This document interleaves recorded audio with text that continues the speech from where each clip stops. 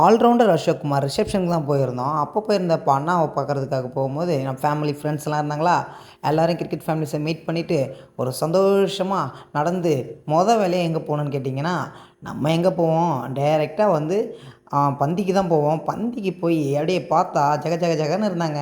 இடமே கிடைக்கல. என்ன பண்ணுறதுன்னு தெரில. ஒரு கேப் இருந்துச்சுங்க. நாங்கள் பூந்துட்டோம். ஃபஸ்ட்டு நாங்கள் எல்லாத்தையும் டிஃபன் ஐட்டத்தெல்லாம் சாப்பிட்டுட்டு, பிரியாணி இல்ல, மிஸ் பண்ணிட்டோம் பரவாயில்லன்னு சொல்லிட்டு போய் எல்லாத்தையும் டிஃபனை சாப்பிட்டுட்டு, அடுத்து பார்த்தா நம்ம கோவா ப்ரோ அங்கே உக்காந்துட்டு ஜாவா பேசிகிட்டு இருந்தார். அதுக்கடுத்து பார்த்தா சுசி பவித்லாம் இருந்தாங்க ஆல்ரவுண்டர்ஸ். அவங்கள பார்த்துட்டு அப்படியே ஒரு ஹாய் சொல்லிவிட்டு அப்படியே வந்துட்டே இருந்தாங்க.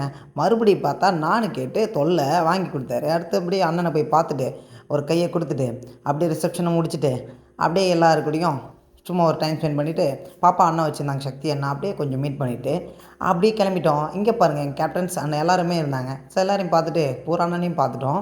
ஸோ எல்லாருமே எங்கள் டீம் கிரிக்கெட் டீம்ஸில் எல்லாருமே பார்த்துட்டோம். ரொம்ப சந்தோஷமாக இருந்துச்சு. இந்த டே வந்து ஒரு குட் டேவாக பாசிட்டிவாக போயிருக்கு. அசோக்குமார் நான் கல்யாணத்துக்கு வந்ததுக்கு ரொம்ப சந்தோஷமாக இருக்குங்க. ஸோ இதே மாதிரி உங்களுக்கு வீடியோ பிடிச்சிருந்தா மறக்காமல் கமெண்ட்